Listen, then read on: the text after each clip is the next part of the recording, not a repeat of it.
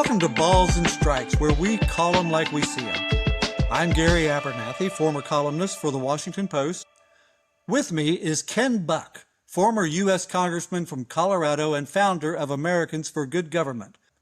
Together, we're going to pull back the curtain on federal spending, the national debt, the rise of socialism, and the breathtaking waste and fraud that Washington hopes you're too busy to notice. Let's talk about another subject, and this is an interesting piece. New York State Comptroller Thomas DiNapoli released a report finding that New York City spent, get this, $81,705 per unsheltered homeless person in fiscal year 2025. Now that's up from only $28,000, I don't want to say only because it's still a lot, but $28,428 6 years ago. So from $28,000 6 years ago to over $81,000 per. The homeless population, by the way, increased 26% over the same period. The state can't even tell you fully where all the money went. Ken, you've watched this whole dynamic play out time and time again in your career. Does this idea of spend more, get worse outcomes, then demand more spending, does that have a name in Washington? Yeah, normal. That's what it is. But yeah, I mean, if you look at this one, it's terribly sad. There are a lot of good people who end up homeless, and they end up homeless because they've gotten in a divorce and they don't have a job and they have to raise kids and they can't pay their rent or they're foreclosed on. There's a lot of very worthy recipients of welfare. And those recipients, that's why we have a safety net, is to give people another chance, to let people pull themselves up by the bootstraps and get back into the position where they're paying for their bills and their families are back on track. So homeless isn't something that Republicans or conservatives don't care about. We care deeply about it. But then there's another group of people who have made really bad choices. And they're using drugs, and they have, some of them have used drugs to the point where they have mental health issues.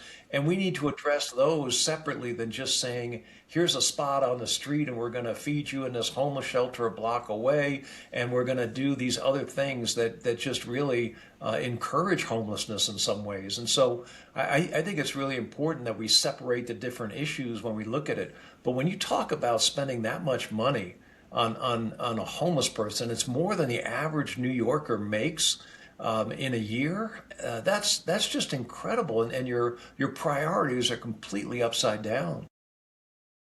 And what do you think Governor or Mayor Mamdani's answer is going to be to it? You know, it's the same answer that everyone else has. He just signed a $1.86 billion contract with city hotels for homeless housing. That's the typical socialist playbook, isn't it? The answer is it just isn't big enough yet. Well, and it goes back to what you were saying earlier, the first subject that we talked about. You know, the reason that Mamdani thinks he can spend all this money is because the state is going to raise the income tax rates. And if the state raises the income tax rates, more people are going to leave the state and they're going to end up with less revenue. So the idea that New York City is somehow sheltered from the economic realities of our world is just not true. Yeah, they have to play by the same real rules everybody else does. It just takes them longer to figure that out. When you talk about the housing issue, how does housing affordability and the ability of young people to buy a home, how does that tie into the whole bigger conversation about the deficit? Well, I don't know if you remember Milton Friedman.